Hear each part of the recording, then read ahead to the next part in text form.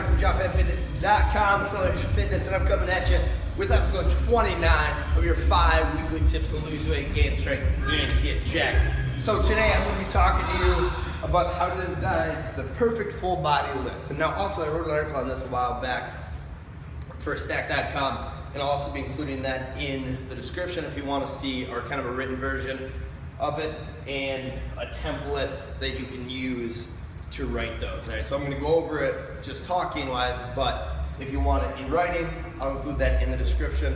See, that'll be down below for that link. So, full body workouts are great for those of you who are limited on time.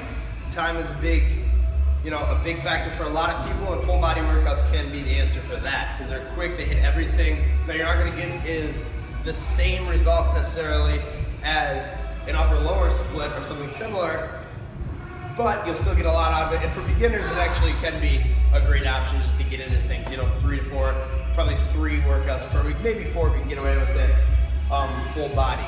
Now, it's super simple to design your own workout, all right? So if no one's programming for you, if you're not following a program, if you're not making up your own workouts, it's very simple. I'm gonna give you a really easy format to follow that you can design the perfect workout in literally 5 minutes. It's that quick. Now, there are a couple things to remember when we do this. So, a lot of people think of the kind of bodybuilding way. I'm going to train biceps, triceps, or arms maybe, or shoulders, back, stuff like that, legs. But I want to get you away from that and start thinking with movements, not body parts. So movements. And what I mean by movements is here's the main movements, right? So there's pushes, upper body pushes, either horizontal or vertical. There's pulls, either horizontal or vertical. Then there's a squat, everybody knows a squat, then there's a hinge, so something like an RDL or kettlebell swing, something like that, or something like that. Then there's ab movements, so we've got 3 main ab movements. Flexion, so think of like a sit-up is your sit-up, or is your flexion. There's anti-extension, so that's gonna be like a plank, and then anti-rotation, like a Pallof press, holding a band connected to something and you're not moving, you're trying not to rotate it off. So those are what I use for the 3 main movements. Then there's also extension as well, but that's kind of, I don't consider that necessarily a core or ab movement.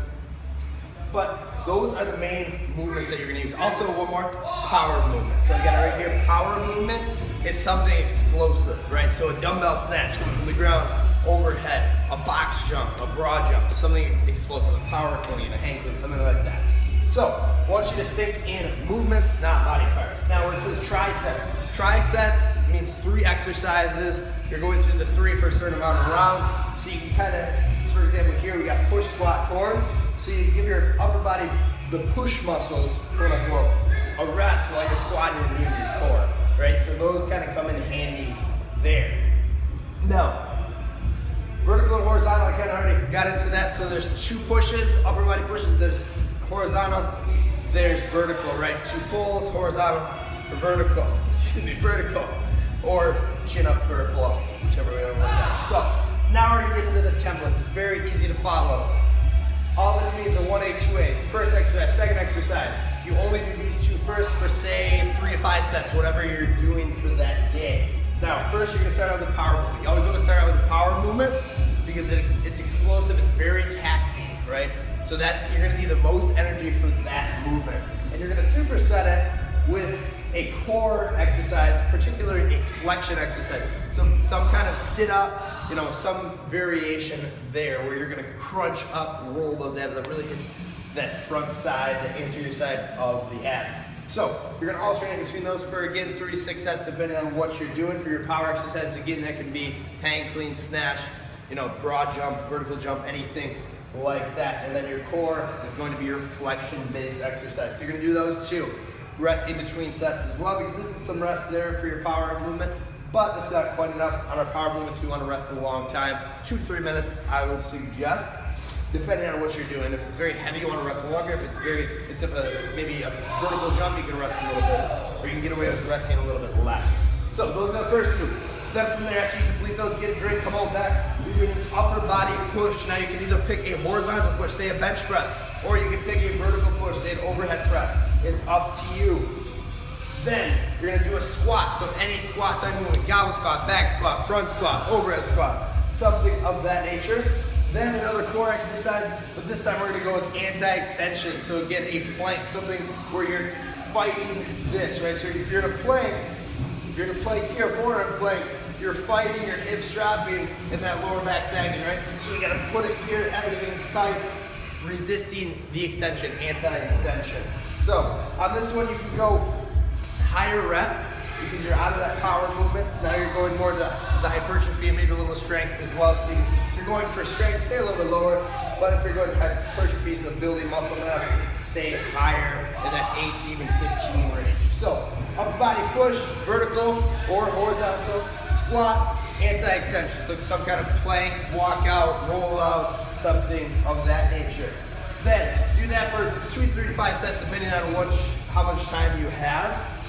Then you're gonna move on to your second tricep, upper body pull. So again, either horizontal, that's gonna be any of your row variations, or a vertical, so a high pull, or a pull-up, chin-up, something of that nature. Then you're gonna do a hinge. So again, like I said earlier, that's anything here, good morning, the kettlebell swing, an RDL, single leg deadlift, a deadlift, stuff like that.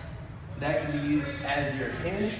Then your core is going to be anti-rotation this time. So take a band, paddle off press. Say this is a pull, you hook it to it. Hold here for a certain amount of time, so 30 to 60 seconds, or you can press with it. There's all kinds of variations also linked up. I've got a whole thing on anti-rotation, a whole article showing different exercises. Now on your upper body pull, you want to go higher rep on that. So between 12 and 20, I would say, because your upper back needs a lot more repetition versus, say your hinge, right? So in your hinge, I like to say around 6 to 8. You can even jump up to the 10 range depending on what you're doing. And then your anti-rotation, reps wise, if you're doing something with reps, 10, 12, maybe 15 at the most. That's pretty high for an anti-rotation. But if you're doing time, 30 to 60 seconds. So that is, you're gonna go through that for 3 to 5 sets as well. Try to keep it as even set-wise as this. So you wanna make sure that push and pull is somewhat close to each other.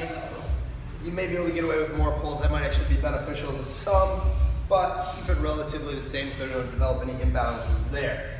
Then you're going to your finisher, anything high intensity. So think battle ropes, sprints, airdyne bikes, rowers, stuff like that. Something that's gonna get your heart rate jacked up to end out the workout. And don't make it very long, very short bursts, 1, 2, max at 3 minutes, I would say. So that is how you design a perfect full body workout. Again, I'm gonna attach the article at the end. So that is all I got for you guys. Hit like, subscribe if you would. Then hit follow. Just lost my train of thought there, guys. Anyway, I'll throw them up on the screen. That's it, guys. Follow that. You'll design a perfect full body workout. Episode 29 is over. Chase it.